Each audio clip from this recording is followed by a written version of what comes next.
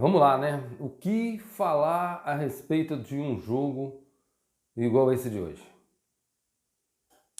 É difícil fazer um pós-jogo depois de uma partida, mais uma partida lamentável, mais uma escalação horrível, mais um time sem técnica, sem tática, sem organização, buraco para todo lado, espaçado, a defesa batendo cabeça, o meio de campo inexistente. O Pedro, coitado, correndo de um lado para o outro lá sem fazer nada. Um jogo horrível, um time horrível. É o que dá para falar. Mas não tem como espichar conversa depois de uma coisa horrível dessa. Ainda bem, depois que perdeu do Alcas, né? Essa semana eu estava com um mau pressentimento. Eu falei, olha, não vamos contar vitória, porque não tá ganho ainda. Não tá ganho, o time do Flamengo é ruim, tá jogando mal, sem esquema tático de nada, sem nada, o time do Flamengo não tem nada, é um bolo no campo, embolado. E se conseguiu fazer a proeza de perder num time do Alcas, que se esperar num jogo contra o Fluminense, que também não é essas coisas todas não. Não acho o Fluminense essas coisas todas que falam não, mas é um time que joga certinho, né? Então aproveitou os espaços, foi lá e meteu um. E olha, poderia ter sido pior, hein? Poderia ter sido pior que quando fez o 3, quando fez o terceiro, quando fez o quarto. Se tivesse continuado a pegada, teria ficado pior o negócio. Saiu barato, saiu barato. Quando eu vi a escalação, eu já não gostei. Eu já falei, ó, já começou mal. A insistência dos três zagueiros, insistência em três zagueiros, insistência em três zagueiros. Eu não sei qual é a poção mágica que existe na cabeça do treinador para que achar que esses três zagueiros vai consertar a equipe. Insiste em três zagueiros, perde um homem no meio de campo, os três zagueiros, eles batem cabeça um com o outro, um não sabe quando tem que sair, um não sabe quando tem que cobrir, fica um buraco danado e o resultado dá isso aí. Fazer o quê? Não adianta. Os treinadores, quando tem uma teimosia que não abre mão, não adianta. Vai perder uma, insiste que vai consertar e perde de novo e perde de novo. E o ano de 2023 tá indo deixando títulos, deixando vitórias, deixando tudo para trás. E daqui a pouquinho cai na Copa do Brasil também, e cai na Libertadores, e o brasileiro fica ali naquela zona perigosa.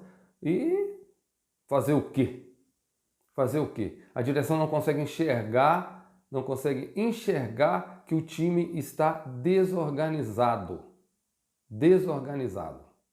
Eu cheguei a um certo momento a achar que os jogadores estavam com má vontade, que existia uma intenção de derrubar o treinador. Eu cheguei a pensar isso em um certo momento, eu cheguei a achar. Mas hoje eu não vejo assim, porque o jogador pega na bola, ele olha para um lado, ele olha para o outro, não consegue ver possibilidade nenhuma de passe. Os jogadores se escondem. Não tem esquema que permita que o jogador faça uma ultrapassagem. É sempre... Hoje, quem assistiu o jogo viu, o Pedro estava jogando de lateral, o Gabigol jogando como lateral, fazendo marca, cobrindo o lateral. Gente, pelo amor de Deus, o time tem três zagueiros.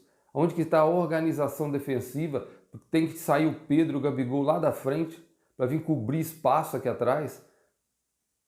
Ah, não dá, né? Não dá. E eu espero que hoje, depois de um vexame desse, né? Porque, pelo amor de Deus, gente, o Flamengo podia perder de um gol de diferença.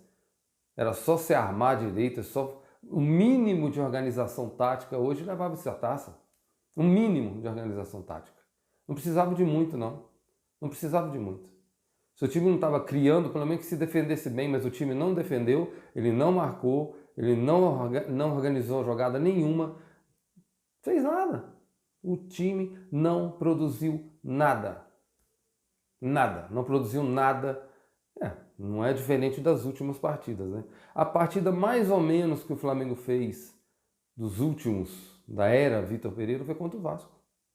Que também tomou sufoco, mas ainda conseguiu fazer gol e acabou vencendo. Mas o resto, até a última partida contra o Fluminense, eu gravei aqui o vídeo e falei no pós-jogo que o time tinha ido muito mal. No segundo tempo deu uma melhorada, o Fluminense parece que cansou e conseguiu alguma coisa, mas hoje não. Hoje o time não produziu nada em momento algum. Foi triste de ver. Triste de ver.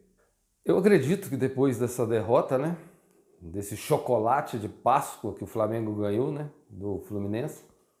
Eu acredito que já deve estar saindo a notícia aí que o Vitor Pereira não é mais treinador do Flamengo. A qualquer momento eu vou gravar um short aí anunciando que o Vitor Pereira falando, né, dando a notícia, né, que o Vitor Pereira não é mais treinador do Flamengo, que não é possível que ainda vai ter continuidade de trabalho uma coisa horrível dessa.